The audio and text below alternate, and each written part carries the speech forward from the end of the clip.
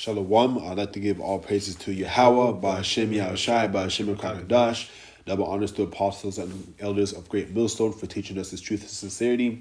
Peace and mercy to the hopeful elect that are pushing this word, and salutations to Akim and few sisters that may listen. So today we're going to start off by bringing up a quick video. It's this Jake man from the past that was used for breeding. So we're just going to bring up this video, then go into that. This man was forced to have sex with hundreds of women every day. And the worst part was that he could never say no. Known as Patasika, he was the slave bought specifically for the role of a breeder. Because he stood at 2 meters and 18 centimeters tall, they believed his children would be strong. He was highly intelligent and obedient. As a result, while the other slaves worked in the fields and performed heavy labor, Patasika had the role of engaging in relations with hundreds of different women every day. As Patasika's children were consistently born strong and healthy, he began to receive increasing privileges. He passed away in 1958, leaving this man. So they essentially used this guy for breeding. They used him just to make better livestock. Oh yeah, literally. I was bringing out Deuteronomy 28 and 41. Okay. Yeah, they used him to literally make better livestock. This guy had to, like, sleeping with women every hundreds of women every day might sound good at first until you do it. Yeah, you're forced to do it. Yeah, that's painful, man. That is painful. Yeah. Hundreds of women every day, but he felt like he got to live nice. They said he was obedient. I guess he essentially became a house nigga that just followed the rules and did what he was told. They said he was obedient. Learn how to hustle. I get the cabbage delivered. But yeah, they turned him into livestock. They wanted better quality livestock, so they turned him to one that made better quality offspring. Yeah. So they can use that offspring to make even more money. If it came to fighting, if it came to workers, if whatever they want to use them for, they had better offspring to use as essentially cattle.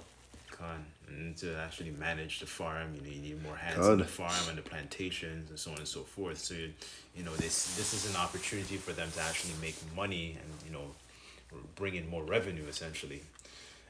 Deuteronomy 28 verse 41, and it reads, "Thou shalt beget sons and daughters, but thou shalt not enjoy them, for they shall go into captivity." So sure, only Lord knows if he actually got to meet any of his sons and daughters, or any of his kids whatsoever. They all just got thrown right into the line. He had those kids, and then they just use them for whatever they have to use them for. They're like, all right, man, you're another one of his kids. You're strong when he uses you for whatever we need you for.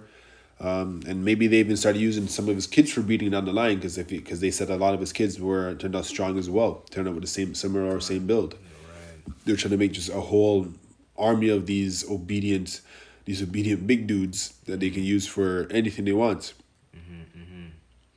There's a couple more I can go on. I can read down. Yeah, 48.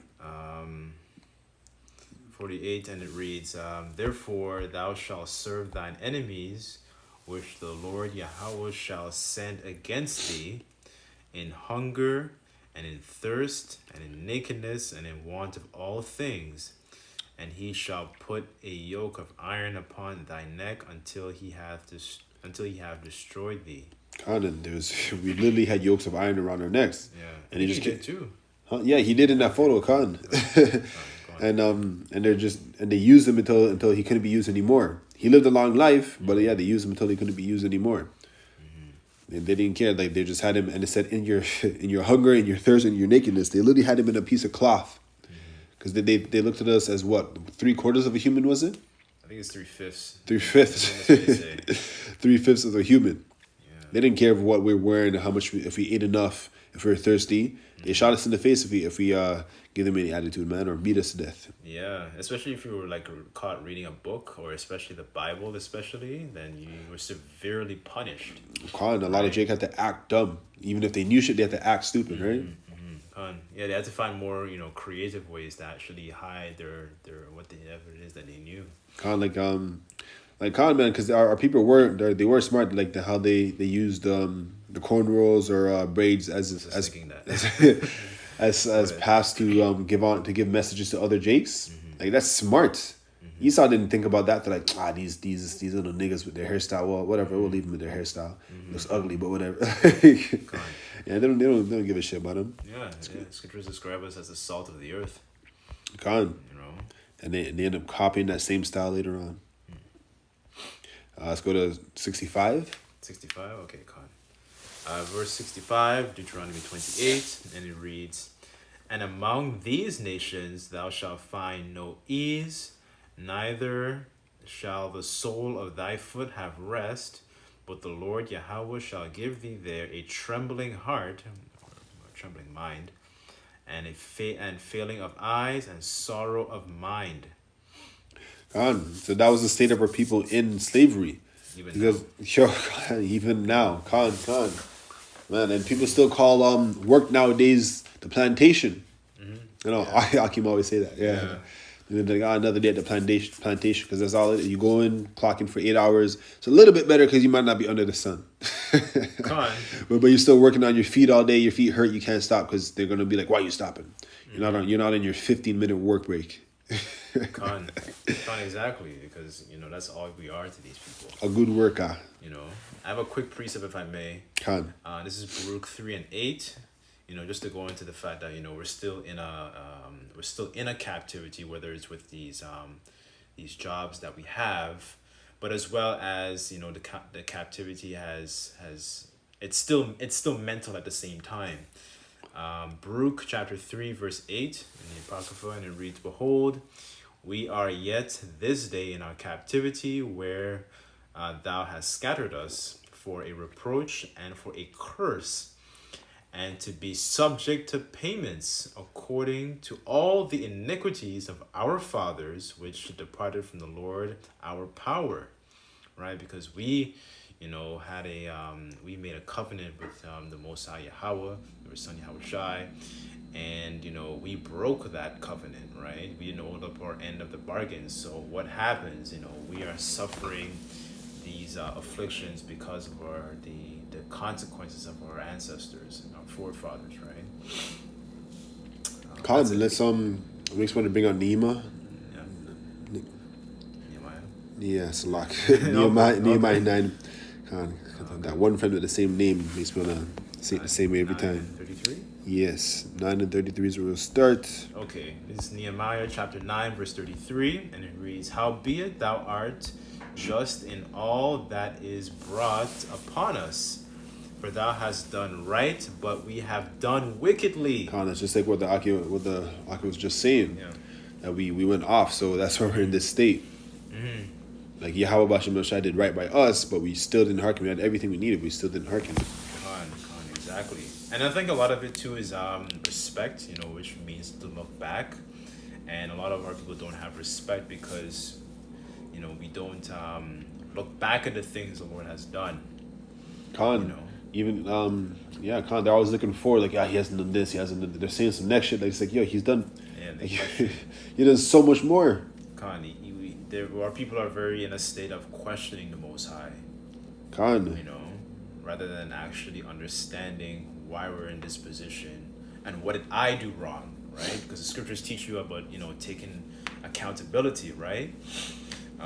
To read further on, not to go too off topic, verse 34, and it reads, "Neither have our kings or princes or priests, nor our fathers kept thy law, nor hearken to thy commandments, and thy testimonies wherewith thou didst testify against them." So the people that were supposed to be leading us did none of that. Because the kings, princes, the priests, and our fathers, they're the ones that are supposed to be leading our people, guiding our people. Yeah, you only had like a few righteous kings, like a very small few, and Hezekiah is a good example of that, right? But a lot of our people, a lot of our kings, they were set up, and they caused our people to be led astray, right? Which pissed off the Most High even more. To verse 35, and it reads, "But they have not served thee in their kingdom, and in thy great goodness, that thou gavest them in the large and fat land which thou gavest before them, neither turned they from their wicked works. Even though they had everything, they still didn't want to hearken on to Yahweh Shem Shai's words. He showed them, like, he's like, look, I gave you everything. And they got comfortable. They got lazy. They got complacent. Yeah. That's crazy. I have another precept actually. Can I read the last verse Yeah, first? behold thy servants, we are the servants this day, and for the land that thou gavest to our fathers to eat the fruit thereof and the good thereof, behold, we are servants in it. Khan. So that's the state that we're put in because we didn't want to listen. We became servants. He put us as, we were essentially rulers. We had power, we had land, we had everything we needed, everything we wanted. And because we didn't want to leave, we became servants, our servants until this day. Yeah, the scriptures say that we become Salaki, let me just grab that one first. I don't want to butcher it. It's like thou, hold on. It talks about the head and the tail. It's in Deuteronomy, let's see, 28.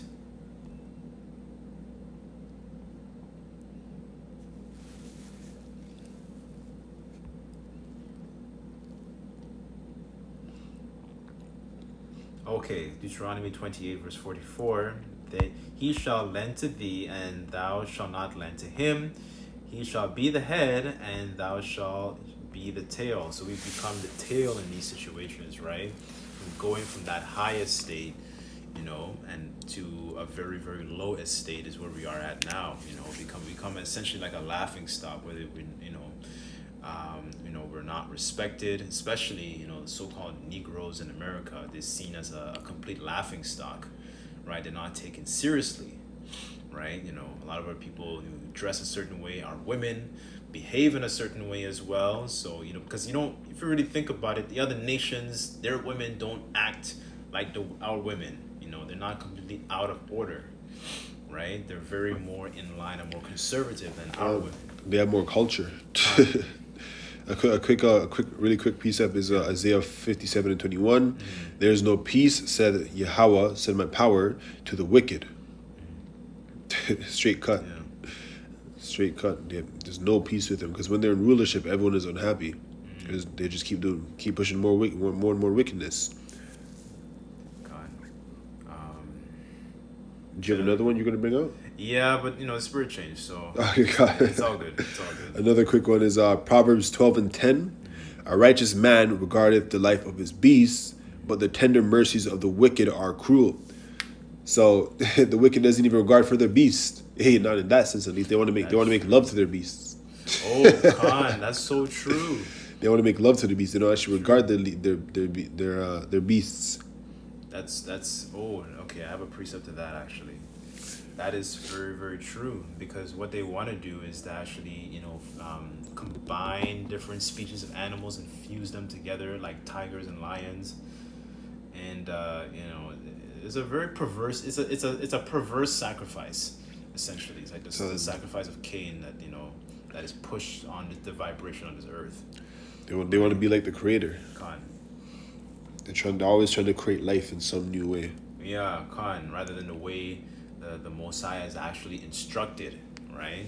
That's why their sacrifice is perverse. Yeah, right? They always try to find a gray area, and there's none. Khan, right? This is Sirach 10 verse 1. I'll start at 1. Points in 3.